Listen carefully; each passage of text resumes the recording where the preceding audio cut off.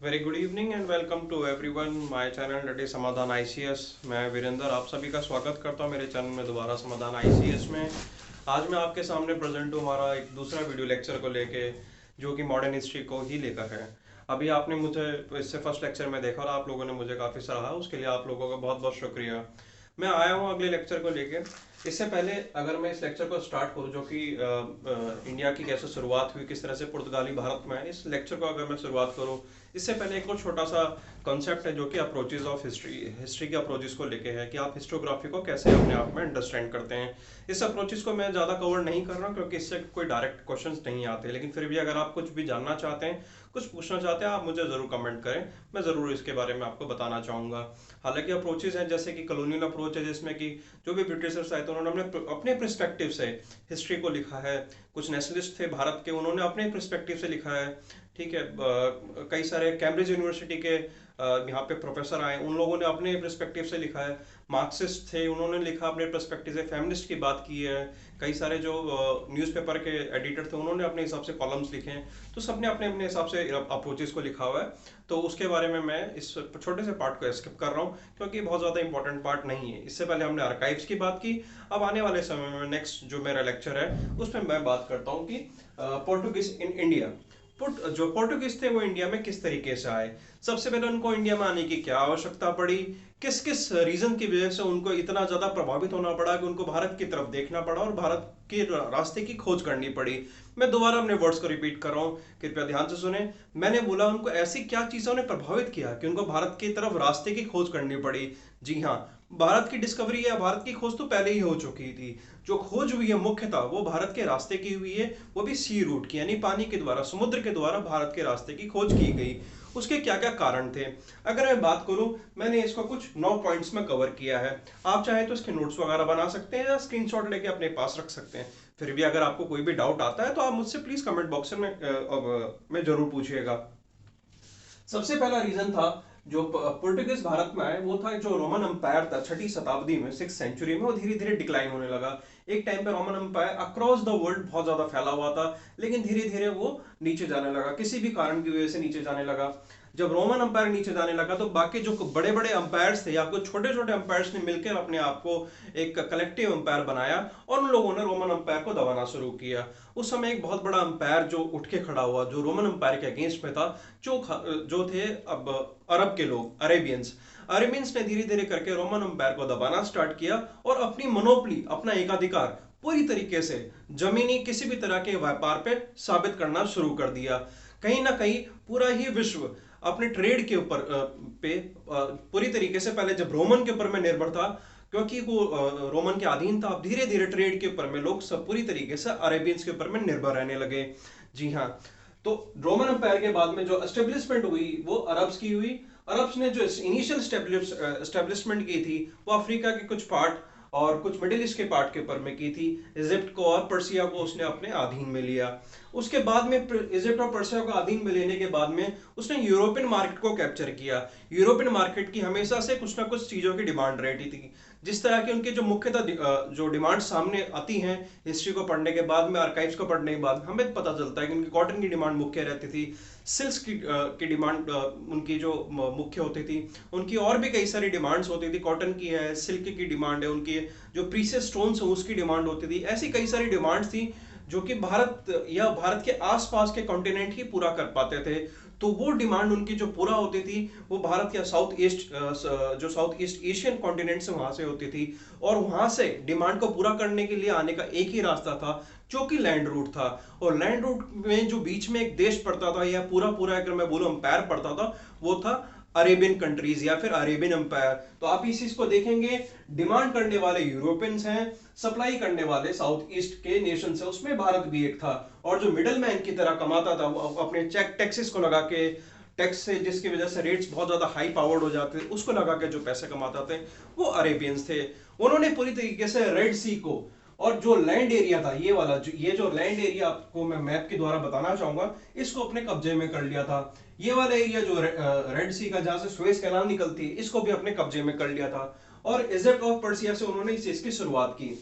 तो इस तरीके से उन्होंने एक्सप्लॉइट करना स्टार्ट किया यूरोपियन मार्केट को अपने फायदे के लिए, मिडिल ईस्ट मार्केट को अपने फायदे के लिए और अपनी कॉलोनी के लिए। और धीरे धीरे उन्होंने ऐसा करके ना ही सिर्फ अपना फायदा कमाया, बल्कि जो वहां पे एक मुख्यतः धर्म पनप गया था, जो काफी ज्यादा बड़े लेवल के आज भी जाना जाता है इस्लाम, उसको भी उन्होंने पूरे वर्ल्ड में फैलाने का काम किया।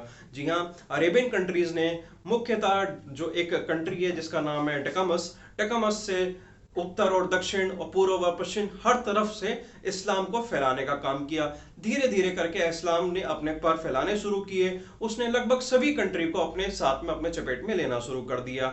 इसके बाद में जब यूरोपियन मार्केट या यूरोप के जो लोग थे, वहां के जो पॉप थे, उन लोगों को इससे बड़ी तकलीफ हुई। उन्होंने एक पर्टिकुलरली वर्ड या फिर एक पर्टिकुलर एरा की शुरुआत की, जिस एरा को हिंदी में हम पुनर्जन्म के नाम से, अंग्रेजी में हम रेनेसांस के नाम से जानते हैं।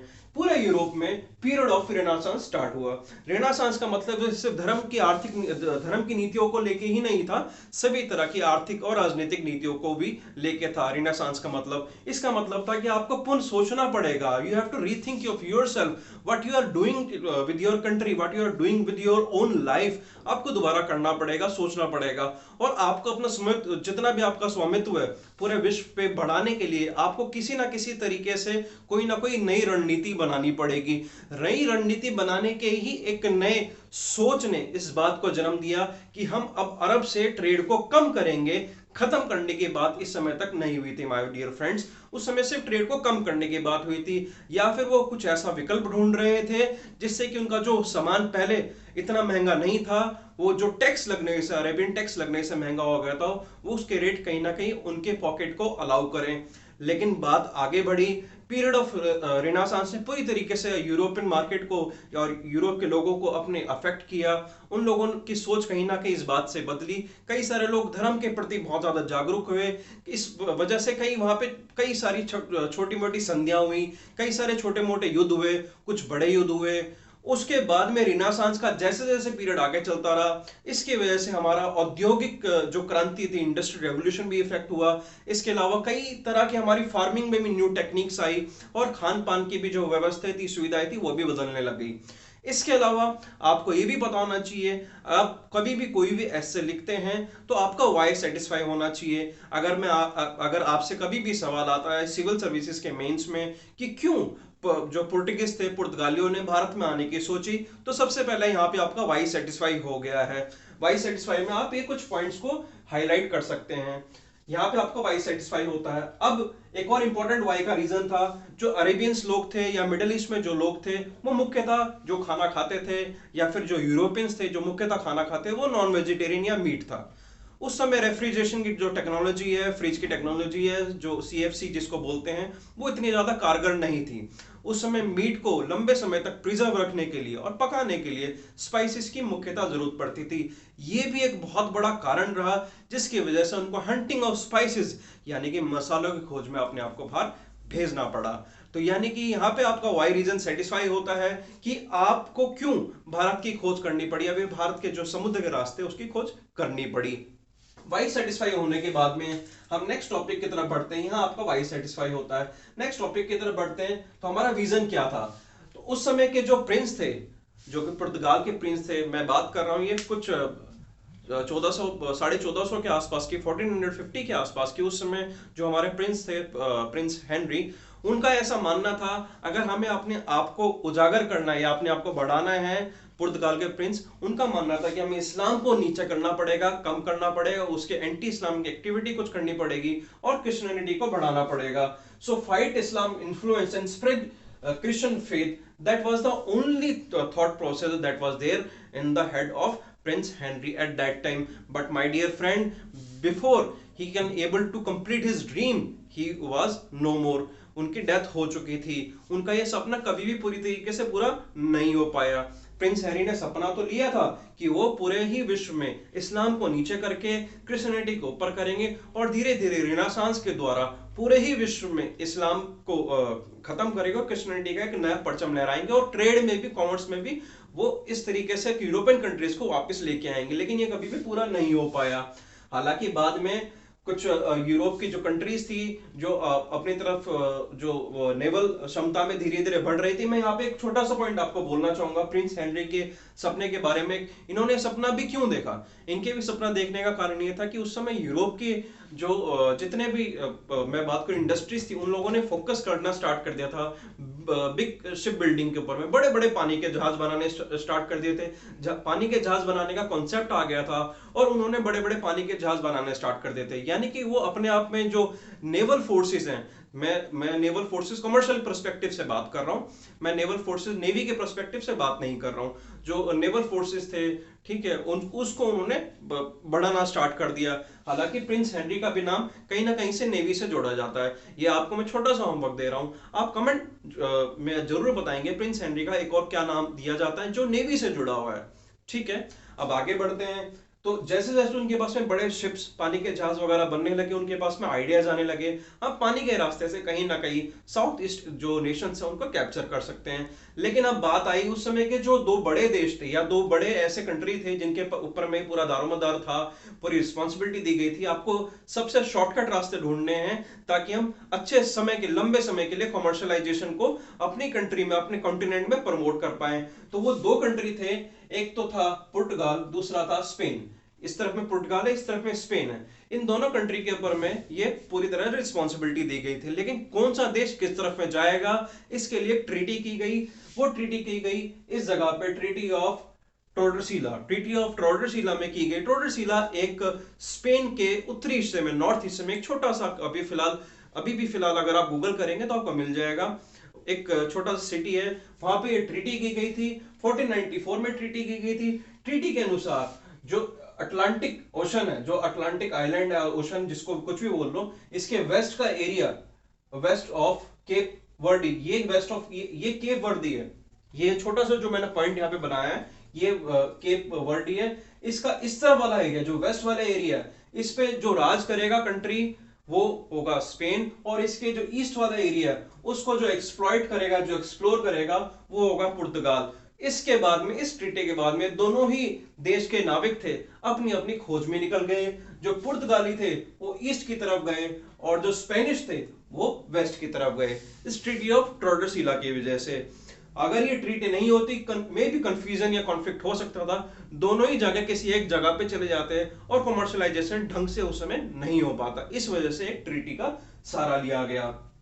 फिर पहली बार एक ऐसे पर्सन जो भारत की खोज में निकले थे, लेकिन किसी वजह से उनका चांस मिस हो गया। उस ट्रीटी के बाद में that chance was the total maiden chance. उस पर्सन का नाम था बेरथ मैब्यू द एसा। ठीक है, ये इस पर्सन का नाम था। हालांकि ये बहुत ज्यादा इंपॉर्टेंट नहीं है, लेकिन स्टिल अगर आपको इसकी इंफॉर्मेशन चाहिए तो आप लिख सकते हैं। इन्होंने 1447 में केप ऑफ गुड होप तक का तो रास्ता तय किया, लेकिन आगे कभी भी भारत देश तक ये नहीं जा पाए। इन्होंने सी रूट की खोज तो की, लेकिन कभी भी सी रूट को अंत तक, यानी कि मुख्य केंद्र बिंदु तक ये नहीं पहुंचा पाए। जी हाँ, उसके 10 साल के बाद में आपको ये नाम पता भी होगा, जिस पर्सन ने भारत में सी रूट की खोज की, that was Vasco D gamma.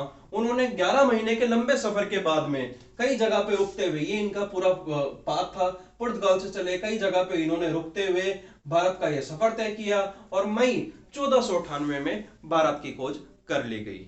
ये था आज का लेक्चर माय डियर फ्रेंड्स। आने वाले नेक्स्ट वीडियो में मैं आपको बताऊंगा पुर्तगाल की क्या क्या कमर्शियल नीतियां रही, किस तरीके से उन्होंने शुरुआत में कमर्शियल नीतियों से अपना बहुत फायदा उठाया और बाद में किस तरह से उनकी नीतियां विफल होती चलेगी। So for till now, thank you so much.